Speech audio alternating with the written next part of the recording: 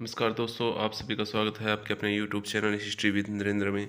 दोस्तों, आज की इस वीडियो में हम वैदिक सभ्यता के कुछ महत्वपूर्ण MCQ क्वेश्चन को करेंगे। सबसे पहले अगर आप चैनल पर नए हैं तो चैनल को सब्सक्राइब जरूर कर लें, धन्यवाद।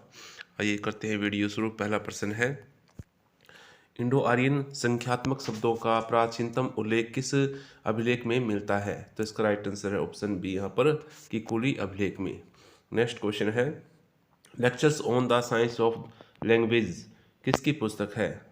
तो ये मैक्स मुलर की पुस्तक है।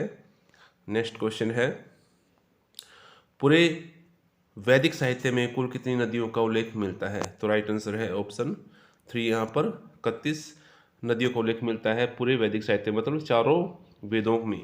नेक्स्ट क्वेश्चन है, ऋग्वेद में कितनी नदियों का उल्लेख मिलता है? तो ऋग्वेद में 25 नदियों का उल्लेख मिलता है। नेक्स्ट क्वेश्चन है, ऋग्वेद के 10वें मंडल के नदी सूक्त में कितनी नदियों का उल्लेख मिलता है? तो इसमें 19 नदियों का उल्लेख मिलता है। तो वैदिक साहित्य में 31 और ऋग्वेद में 25 और ऋग्वेद के नदी सूक्त में 19 नदियों का उल्लेख मिलता है। नेक्स्ट क्वेश्चन है, ऋग्वेद के किस मंडल ने सरस्वती नदी को नदी तमे, अम्बी तमे या देवी तमे कहा गया है? तो ऋग्वेद के छठे मंडल में सरस्वती नदी को नदी तमे, अम्बी तमे या देवी तमे कहा गया है। तो छठा मंडल, ये आपको याद रखना है। नेक्स्ट क्वेश्चन है, ऋग्वेद के नदी सूक्त में किस नदी का उल्लेख नहीं मिलता? तो झेलम का मिलता है, चिनाब का मिलता है, सतलुज का मिलता है। यहाँ पर व्यास नदी का नदी सूक्त की बात हो रही है। वैसे तो बिपाशा का वर्णन किया गया है, परंतु नदी सूक्त में इस नदी का उल्लेख नहीं मिलता, व्यास का उल्लेख नहीं किया गया है। नेक्स्ट क्वेश्चन है, ऋग्वेद के 10वें मंडल के नदी सूक्त में अंतिम उल्लेखित नदी कौन सी है? तो ये नदी है गोमती नदी। अंतिम नदी जो ऋग्वेद के नदी सूक्त में उल्लेखित अंतिम नदी गोमती नदी है। नेक्स्ट क्वेश्चन है, वेदों की लिपिबद्धता की गई सबसे प्रारंभिक पांडुलिपि किस सदी की है? तो राइट आंसर है ऑप्शन यहाँ पर डी, 11वीं सदी की है। वेदों की लिपिबद्ध की गई सबसे प्रारंभिक पांडुलिपि 11वीं सदी की है। तो सबसे पहले 11वीं सदी में ऋग्वेद को लिपिबद्ध किया गया था। नेक्स्ट क्वेश्चन है, ऋग्वेद में सर्वाधिक उल्लेख निम्न में किसका हुआ है? तो सबसे अधिक बार जो पिता है उसका उल्लेख है। पिता का उल्लेख 335 बार किया गया है। इसके बाद जन का 275 बार, इंद्र का 250 बार, माता का 234 बार, अग्नि का 200 बार, विदत का 122 बार, गौ का 176 बार, सोम का 120 बार, अशुभ का 215 बार, गण का 46 बार, गंगा का 1 बार, यमुना का 3 बार, ग्रह का 90 बार, सेना का 20 बार, वरुण का 30 बार वर्णन किया गया है, और राष्ट्र का 10 बार, सूर्य का 10 बार वर्णन किया गया है, राजन्य का 1 बार, रुद्र का 3 बार, ग्राम का 13 बार, अक्षत्रिय का 9 बार, समिति का 9 बार, सभा का 8 बार, शूद्र का 1 बार, वैश्य का 1 बार, विष्णु का 6 बार वर्णन किया गया है, मित्र का 1 बार, कुलप का 2 बार, वैश्य का 1 बार, आर्य का 36 बार। याद रखना है कि आर्य शब्द का 36 बार वर्णन किया गया है।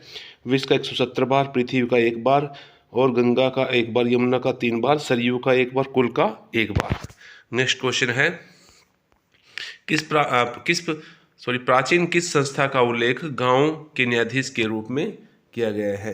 तो सभा का उल्लेख गांव के न्यायाधीश के रूप में किया गया है। नेक्स्ट क्वेश्चन है, ऋग्वेद में कानून के लिए किस शब्द का प्रयोग मिलता है? तो ये धर्मन शब्द का प्रयोग कानून के लिए मिलता है, यह किया गया है।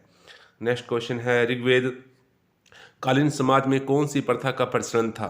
तो राइट आंसर है ऑप्शन यहाँ पर सेवर प्रथा का। बाल विवाह का नहीं था, पर्दा प्रथा का नहीं था, सती प्रथा का वर्णन नहीं मिलता है। नेक्स्ट क्वेश्चन है, ऋग्वेद में कितनी ऋतुओं का उल्लेख मिलता है? तो ऋग्वेद में 5 ऋतुओं का उल्लेख किया गया है। नेक्स्ट क्वेश्चन है, अर्थशास्त्र में कितनी ऋतुओं का उल्लेख मिलता है? तो अर्थशास्त्र में 6 ऋतुओं का उल्लेख किया गया है, जबकि ऋग्वेद में 5 का। द आर्यंस किसकी पुस्तक है? द आर्यंस गॉर्डन चाइल्ड की पुस्तक है, जिनका मत था कि आर्यों का जो विनाश है विदेशी आक्रमणों के कारण हुआ था। नेक्स्ट क्वेश्चन है, किस वेद में 6 महीने का दिन और 6 महीने की रात का उल्लेख मिलता है? तो राइट आंसर है ऑप्शन यहाँ पर 1 ऋग्वेद। नेक्स्ट क्वेश्चन है, सर्वप्रथम किसने हड़प्पा सभ्यता की राजनीतिक संरचना पर सैद्धांतिक बात की थी? तो राइट आंसर है ऑप्शन यहाँ पर डी, पिगट ने ही कहा था कि हड़प्पा और मोहनजोदड़ो हड़प्पा सभ्यता की 2 राजधानियां हैं। इसका खंडन आलचिन महोदय ने किया था। नेक्स्ट क्वेश्चन है, निम्न में से किसने सर्वप्रथम 1847 में आर्यों को एक जाति के रूप में संबोधित किया? तो right answer option D, lesson ने आर्यों को एक जाति के रूप में संबोधित किया था। नेक्स्ट क्वेश्चन है, इंडो आर्यन संख्यात्मक शब्दों का प्राचीनतम उल्लेख किस अभिलेख में मिलता है? यह पहला प्रश्न भी था हमारा, तो किकोली अभिलेख में। नेक्स्ट क्वेश्चन है, भोजगोई अभिलेख में वर्णित नसत्य देवता का वैदिक कालीन किस देवता के साथ तादात्म्य है, मतलब किस देवता के साथ उसका तादात्म्य किया गया है, उसकी समानता किस देवता के साथ की गई है? तो वो थे अश्विन। नेक्स्ट क्वेश्चन है, सूर्य देवता की उपासना 5 रूपों में की जाती है, जिसमें कौन सा नहीं है? तो उनमें से अश्विन नहीं है, जबकि विष्णु, पूषण, सवित्र ये सूर्यदेव की उपासना के 5 रूप थे। नेक्स्ट क्वेश्चन है, कौन से देवता ईरान में अहुरुम मजदा नाम से जाने जाते हैं? तो राइट आंसर है ऑप्शन बी, यहाँ पर वरुण। नेक्स्ट क्वेश्चन है, ऋग्वेद में 7वें मंडल में किस देवता की स्तुति में 30 सूक्तों का वर्णन मिलता है? तो राइट आंसर है ऑप्शन डी, यहाँ पर वरुण। वरुण का जो वर्णन है वो 7 सूक्तों में किया गया है, और इंद्र का 250 में, अग्नि का 200 में, और मित्र का अभी ये मुझे याद नहीं आ रहा है, तो नेक्स्ट पे चलते हैं। नेक्स्ट क्वेश्चन है, कौन से वैदिक देवता मनुष्य और देवताओं के बीच मध्यस्थ माने जाते थे? तो ये अग्नि थे, जो देवताओं और मनुष्यों के मध्यस्थ माने जाते थे उनके। नेक्स्ट है, तवस्ट्री को किस देवता के पिता के रूप में जाना जाता था? तो राइट आंसर ऑप्शन सी, यहाँ पर इंद्र को तवस्ट्री को किस देवता के पिता के रूप में माना जाता था? तो इंद्र के पिता थे। नेक्स्ट क्वेश्चन है, ऋग्वेद के किस मंडल में इंद्र की स्तुति में सर्वाधिक 250 सूक्तों का उल्लेख है? तो ये दूसरे मंडल में इसका वर्णन किया गया है कि ऋग्वेद के इंद्र की स्तुति में 250 सूक्तों का वर्णन है दूसरे मंडल में। नेक्स्ट है, वैदिक काल में शिल्पियों का मुखिया कौन होता था? तो शिल्पियों का मुख्य बढ़ई था। सबसे महत्वपूर्ण जो था इसमें वो बढ़ई होता था। नेक्स्ट है, ऋग्वेद में दूरी की माप के लिए किस शब्द का प्रयोग हुआ है? तो राइट आंसर है ऑप्शन यहाँ पर डी, गवयुति। नेक्स्ट है, ऋग्वेद के एक सूक्त में दधिक्रा का नाम किस पशु की प्रशंसा की गई है? तो दधिक्रा का नाम से किस पशु की प्रशंसा की गई है? वो थे असव का उल्लेख किया गया है। नेक्स्ट क्वेश्चन है, वैदिक काल में उर्दर शब्द का क्या मापने के लिए प्रयुक्त किया गया है? उर्दर को, तो इसको अनाज मापने के लिए उर्दर शब्द का प्रयोग किया गया है। नेक्स्ट क्वेश्चन है, निम्नलिखित में से किसने सर्वप्रथम यह मत प्रस्तावित किया था कि वैदिक आर्य और हड़प्पाई सभ्यता के लोग एक ही थे? तो इसका राइट आंसर ऑप्शन यहाँ पर बी लाल। नेक्स्ट क्वेश्चन है, भारतीय संस्कृति का व्यवस्थित रूप किस युग से शुरू हुआ माना जाता है? तो राइट आंसर ऑप्शन यहाँ पर बी, वैदिक युग से। नेक्स्ट है, वैदिक युग के लोगों द्वारा सर्वप्रथम किस धातु का प्रयोग किया गया था? तो बिल्कुल राइट आंसर है ऑप्शन, सर्वप्रथम तो लोहे का उपयोग किया गया था। इसमें यहाँ पर ये तांबा गलत दिया गया है, सर्वप्रथम उन्होंने लोहे का प्रयोग किया था, तांबे का प्रयोग तो इससे पहले हड़प्पा सभ्यता के लोग भी कर रहे थे। नेक्स्ट क्वेश्चन है, वैदिक काल में आर्यनी किस की देवी है? तो वो पवन की देवी थी आर्यनी। नेक्स्ट क्वेश्चन है, राज्याभिषेक समारोह का विवरण निम्नलिखित में से किसमें किया गया है? तो राइट आंसर है ऑप्शन यहाँ पर जो सी है, ऐत्रेय ब्राह्मण में ही चारों वर्णों के कर्तव्यों का वर्णन भी किया गया है। नेक्स्ट क्वेश्चन है, तो अगर आप चैनल पर नए हैं तो चैनल को सब्सक्राइब जरूर कर लें। तो नेक्स्ट कुछ जो फैक्ट हैं वैदिक सभ्यता से रिलेटेड वो आपको बताना चाहता हूँ मैं। तो ऐत्रेय ब्राह्मण में सर्वप्रथम चारों वर्णों के कर्तव्यों का उल्लेख किया गया है। ब्राह्मण, क्षत्रिय, वैश्य ही उपनयन संस्कार के अधिकारी थे। इन तीनों को द्विज कहा गया है। शतपथ ब्राह्मण में वैश्य का लक्षण दूसरे को बलि देने वाला और दूसरों के द्वारा भोज्य या उपयोग में आने वाला बताया गया है। शवकेतु अरुणी ने प्रवाहन जाबाली से शिक्षा प्राप्त की थी। ऐत्रेय ब्राह्मण में राजा के लिए कहा गया है कि वह ब्राह्मण की जीविका चाहने वाला और दान देने वाला है। राजा जब चाहे उसे हटा सकता है। वृद्धनायक एवं छांदोग्य उपनिषद में कहा गया है कि ब्रह्मलोक में सभी समान माने जाते हैं। चंडाल को भी यज्ञ का अवशेष पाने का अधिकार माना गया है। गोत्र का सर्वप्रथम उल्लेख अथर्ववेद में मिलता है। छांदोग्य उपनिषद में 3 आश्रमों की जानकारी मिलती है, जबकि जबाल उपनिषद में 4 आश्रमों का विवरण मिलता है। अथर्ववेद में पुत्री के जन्म पर खिन्नता प्रकट की गई है, जबकि पुत्र के जन्म पर प्रसन्नता प्रकट की गई है। ऐत्रेय ब्राह्मण में पुत्री को कृपण कहा गया है। पुत्री को समस्त दुखों का स्रोत माना गया है। आश्वलायन गृहसूत्र में स्त्रियों के समावर्तन संस्कार का उल्लेख है। शतपथ ब्राह्मण में अनेक विदुषी कन्याओं का विवरण मिलता है, जैसे कि गार्गी, मैत्रेयी, गंधर्व, गृहीता, जबाल। गार्गी ने राजा जनक के दरबार में याज्ञवल्क्य को चुनौती दी थी। अथर्ववेद के अनुसार पत्नी घर की स्वामिनी होती है, वह पति के साथ यज्ञ में सम्मिलित होती है। अथर्ववेद में कन्याओं के लिए ब्रह्मचर्य आश्रम के पालन का स्पष्ट उल्लेख है। शतपथ ब्राह्मण में कहा गया है कि स्त्रियों को यज्ञ करने व वैदिक ग्रंथ पढ़ने का अधिकार है। तो आपको याद रखना है।